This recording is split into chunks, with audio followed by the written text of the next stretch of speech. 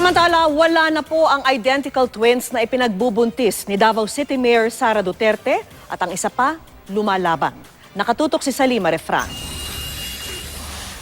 Noong Lunes, 3 araw matapos ang pagsabog sa night market sa Davao City, huling nakita si Mayor Sara Duterte. Dumalo ito sa flag raising sa City Hall.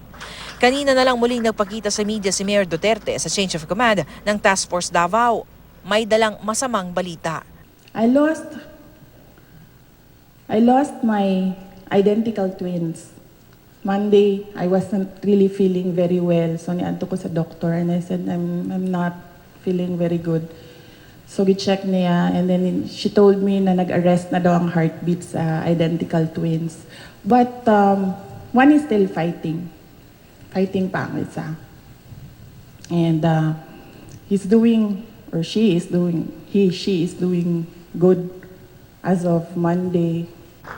Noong isang buwan lang, binalita ng mga Duterte na triplets ang pinagbubuntis ng alkalde. Ang natitira sa triplets, maayos naman daw ang kalagayan. Hindi sila pwede tanggalin because it will affect the other baby. Ang mangyayari sa kanila, ang explanation ng doctor is that my body will reabsorb them or mafa-flatten lang sila paglaki ng isa. Hindi pa raw nasasabi ng personal ni Sara sa amang si Pangulong Duterte ang nangyari sa kanya. Ang huling komunikasyon daw nilang mag-ama matapos ang pagsabog sa Davao.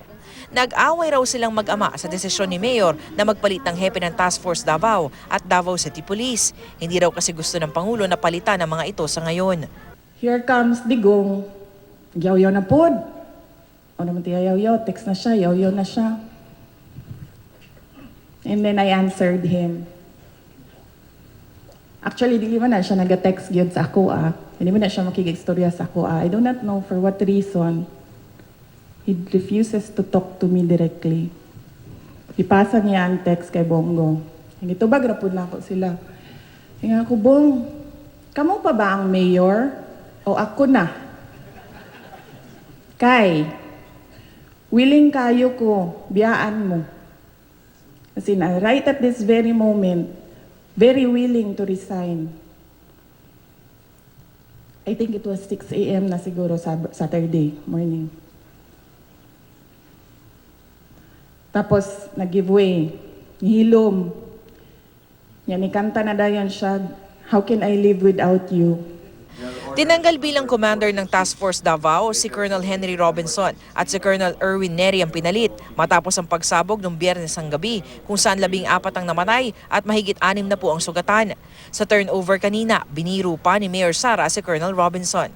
Sabihin ko na lang sa kanila, sir, kapag tinanong ka, anong nangyari? Sabihin mo na lang sa kanila na nabuang na tong buntis nga mayor dito sa Davao. That easy, sir. Turo mo na lang ako, sir. Ano lang sila. And kung pahirapan ka nila, sir, sa career mo, sumbong mo na lang sa akin. Total nga uuso naman ang DDS. To Colonel Neri, nagkabos ka na ba sa trabaho, sir, ng buntis? Wala pa, sir.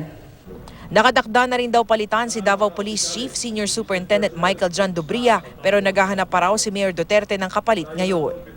Salima Refran, Nakatutok, 24 Oras.